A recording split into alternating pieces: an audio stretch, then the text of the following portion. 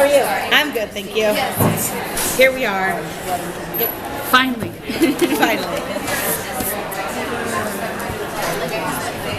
I'm 2 tables away from chips and salsa.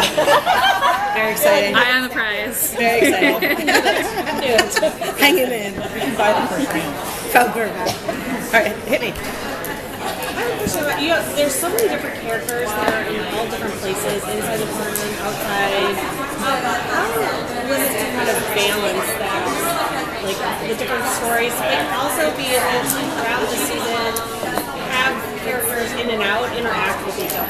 It's funny because on a purely production level, it was so great because more often than not, you're just telling a story with 2 people, and shooting scenes with 2 people are much easier than shooting scenes with 7 people. Like a family dinner scene can take you 9 days. Storytelling, that was the challenge because that can be a tired. That can get tired fast. I love Game of Thrones as much as anybody, but you do reach about 8 episodes in, and you're like, oh, these 2 again. It's a challenge. We played a lot with people taking refuge in new places to mix up the combinations. We played a lot with an opportunity where Lex from the outside and Jake from the inside do have the ability to come face to face. In a government-sanctioned space. So we play with a lot of different concepts for how to mix and match of it. Of those that you're talking about, but what was your favorite mix and match? Like, what was your favorite, interaction between characters? Oh, that's good. It was, I can't say because I give it away, but there is a great moment when Jake, as played by Chris Wood, walks right smack into the middle of Teresa's storyline at a very inopportune moment in the pregnancy, let's say. So, thankfully he's a cop and he's well trained. For any kind of emergency. Exactly. Okay. He's prepared. So we were trying to figure out how do you bring love to the apocalypse? That's how we've been. I love that question. How do you bring love to the apocalypse? Do you realize that is one of the things that draws me to these stories? And I don't know what that says about me, but it's something like, I watched the, what's that Roland Emmerich movie? With Emmy Rossum and Jake Gyllenhaal and the End of the World. And my favorite part of that movie was when they're trapped in the library together. Yes. There's something, it's the Breakfast Club syndrome, I call it, when disparate people from disparate circumstances are put into the same situation and asked to either get along or survive or not kill each other. And from that, always, I think, is an opportunity for unconventional love. And I think that's one of the reasons I like this kind of storytelling so much. Are there any characters, and not getting specifics, but where their death is just was off the table? You have kids in the pilot, they come face to face. Was there anyone at the beginning you're like, no, we're not going to go there? Or was everything pretty much okay? No, pretty much everything was fair game. I don't think any of us were excited to watch an 11-year-old bleed out from the inside, so definitely I think we tried to manage not getting ourselves too close to that threat, but the threat does exist, and I think that's part of the tension. I'm trying to think, is there anybody that we felt like we just couldn't kill? No, yeah, pretty much everyone had a target on their back from the beginning. What's your favorite relationship in the show?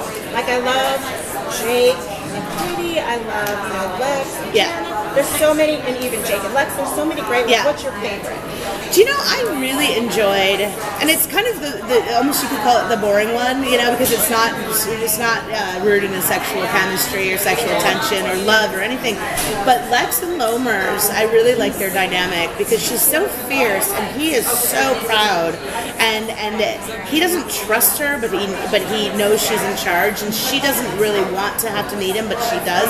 And so much happens over the course of the 13 episodes. It takes them, they get deep, and they then get embroiled in some really intense conflict with each other. It's a very powerful couple in that way.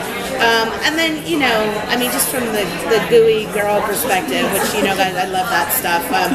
Honestly, like Jake and Katie, like that's my breakfast club, you know, that's the two people trapped in the hospital, you know, what's going to happen, you know, and I do love that as well.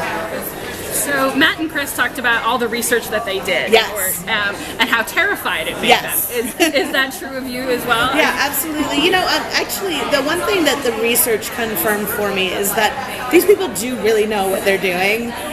They really do, and that was very encouraging because you kind of have this sense of like, oh, that mystery virus is going to pop up and everyone's going to say, oh, we're all dead, and you know, run for the hills. But there's so many layers of, you know, of between local government, state government, the CDC, universities, just, you know, I mean, the military and their medical training. There is a lot of intelligence and preparedness that has already been set in motion, you know, for anything like this to happen.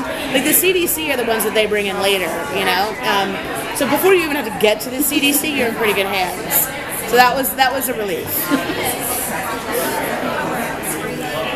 I don't know if you want to address this. If you don't, I'm perfectly fine with that. But there's been a lot of talk about what's going on in Georgia, and you filmed shows there. Do you have any like thoughts on that, or would you rather not say anything? Yeah, you know, honestly, I think that the best thing I can say right now, being a person that controls very little of the outcome, is that I'm very glad to see everybody taking a big vocal stand. You know, obviously, my personal beliefs are in full support of making sure that bill never sees the light of day. And so what I love is that in this day and age, you've had massive corporations and conglomerates willing to take a stand and say the same thing. What I hate is that in this day and age, it even exists, you know? So I hope that the state and that the governor kind of, you know, does the right thing, just, you know, basic human decency.